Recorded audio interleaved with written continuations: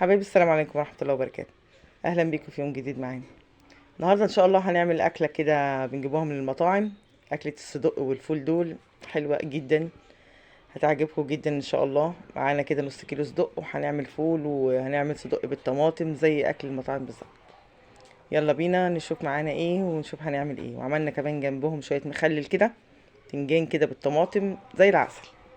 أكلة بجد حرشة وجميلة، رغيف عيش سخن كده وتجيله يا معلم. يلا بسم الله الرحمن الرحيم، اللهم صل وسلم وبارك على رسول الله. معايا هنا حته سمنه او شويه زيت، ومعايا نص كيلو صدق. شوحهم على النار كده زي ما انتم شايفين. انا هعوز الايدام بتاع الصدق ده ان انا اعمل منه الفول. صفيت الايدام بتاع الصدق كده اللي نزل، بيبقى طعمه حلو قوي قوي قوي في الفول. جبت بصل قطعته جوليان كده زي ما انتم شايفين، عايزه تقطعيه صغير مفيش مشكله. خدت الايدام بتاع الصدق، نزلت بيه فص توم كده عشان الفول بتاعي. احور الفص التوم كده واخليه بامبي كده، وانزل بالفول بتاعي كده على طول. الفول ده بيبقى طعمه حلو قوي قوي قوي قوي، احلى من الصدق كمان. معايا كمان حبة كمون، شوية ملح. ده للفول. للصدق بقى حطيت له شوية فلفل اسمر وشوية ملح، لان الصدق مليان بهارات ومش محتاج اي بهارات يعني. كده الفول خلاص معايا.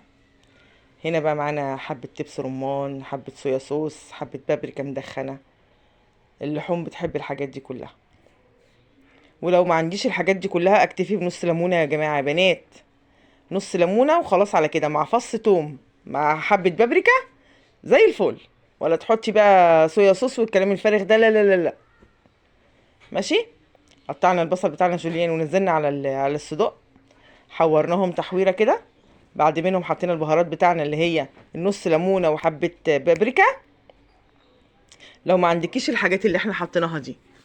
وقطعنا كمان كام طماطمية كويسين، وقرن فلفل حامي كده زي ما انت شايفة. شوحناهم شوية كويسين، وبعد كده رحنا نازلين عليهم بالايه، بنص كوباية مية. معايا بقى بتنجان انا قليته في الزيت، عملت له دقه اللي هي توم وملح وطماطم. بعد ما خلصت الدقه كويس، رحت مقطعه عليها طماطميه. على فكره الطماطميه دي بتفرق في البتنجان جدا، بتخليه طعم طعامه. الدقه بتاعتك عباره عن قرن فلفل وملح وتوم.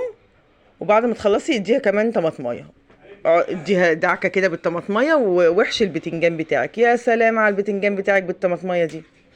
عملنا النهارده اكله جميله جدا جدا جدا جدا.